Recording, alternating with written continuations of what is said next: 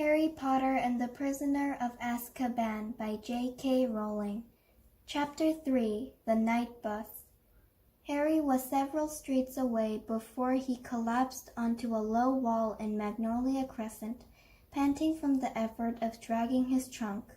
He sat down quite still, anger still surging through him, listening to the frantic thumping of his heart. But after 10 minutes alone in the dark street, a new emotion took over him: panic. Whichever way he looked at it, he had never been in a worse fix. He was stranded, quite alone in the dark Muggle world, with absolutely nowhere to go. And the worst of it was, he had just done serious magic, which meant that he was almost certainly expelled from Hogwarts. He had broken the decree of the restriction of underage wizardry so badly, he was surprised Ministry of Magic representatives weren't swooping down on him where he sat.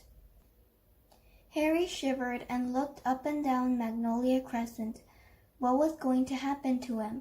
Would he be arrested, or would he simply be outlawed from the wizarding world? He thought of Ron and Hermione, and his heart sank even lower. Harry was sure that, criminal or not, Ron and Hermione would want to help him now. But they were both abroad, and with Hedwig gone, he had no means of contacting them. He didn't have any Muggle money either. There was a little wizard gold in the money bag at the bottom of his trunk, but the rest of the fortune his parents had left him was stored in a vault at Gringotts Wizarding Bank in London. He'd never be able to drag his trunk all the way to London. Unless... He looked down at his wand, which he was still clutching in his hand. If he was already expelled, his heart was now thumping painfully fast. A bit more magic couldn't hurt. He had the invisibility cloak he had inherited from his father. What if he bewitched the trunk to make it feather light, tied it to his broomstick, covered himself in the cloak, and flew to London? Then he could get the rest of his money out of his vault and begin his life as an outcast. It was a horrible prospect, but he couldn't sit on this wall forever, or he'd find himself trying to explain to the Muggle police why he was out in the dead of night with the trunk full of spellbooks and a broomstick. Harry opened his trunk again and pushed the contents aside, looking for the invisibility cloak, but before he had found it, he straightened up suddenly, looking around him once more. A funny prickling on the back of his neck had made Harry feel he was being watched, but the street appeared to be deserted, and no light shone from any of the large square houses. He bent over his trunk again, but almost immediately stood up once more, his hand clenched on his wand. He had sensed rather than heard it. Someone or something was standing in the narrow gap between the garage and the fence behind him. Harry squinted at the black alleyway. If only it would move, then he'd know whether it was just a stray cat or something else. "Lumos," Harry muttered, and a light appeared at the end of his wand, almost dazzling him. He held it high over his head, and the pebble-dashed walls of number 2 suddenly sparkled.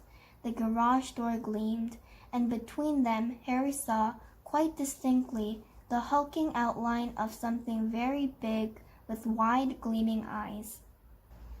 Harry stepped backwards. His legs hit his trunk, and he tripped. His wand flew out of his hands as he flung out an arm to break his fall, and he landed hard in the gutter. There was a deafening bang, and Harry threw up his hand to shield his eyes against a sudden blinding light. With a yell, he rolled back onto the pavement just in time. A second later, a gigantic pair of wheels and headlights had screeched to a halt exactly where Harry had just been lying. They belonged, as Harry saw when he raised his head, to a triple-decker, violently purple bus, which had appeared out of thin air. Gold lettering over the windscreen spelled, "The Night Bus." For a split second, Harry wondered if he had been knocked silly by his fall. Then, a conductor in a purple uniform leapt out of the bus and began to speak loudly to the night. "Welcome to the night bus, emergency transport for the stranded witch or wizard. Just stick out your wand hand, step on board, and we can take you anywhere you want to go. My name is Stan Shunpike, and I will be your conductor this eve." The conductor stopped abruptly. He had just caught sight of Harry, who was still sitting on the ground. Harry snatched up his wand again and scrambled to his feet. Close to, he saw that Stan Shunpike was only a few years older than he was, 18 or 19 at most, with large protruding ears and a fair few pimples. "What were you doing down there?" said Stan, dropping his professional manner. "Fell over," said Harry. "What you fall over for?" sniggered Stan. "I didn't do it on purpose," said Harry, annoyed.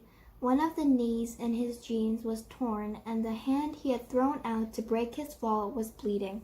He suddenly remembered why he had fallen over and turned around quickly to stare at the alleyway between the garage and fence. The night bus's headlamps were flooding it with light, and it was empty. "What you looking at?" said Stan. "There was a big black thing," said Harry, pointing uncertainly into the gap, "like a dog, but massive."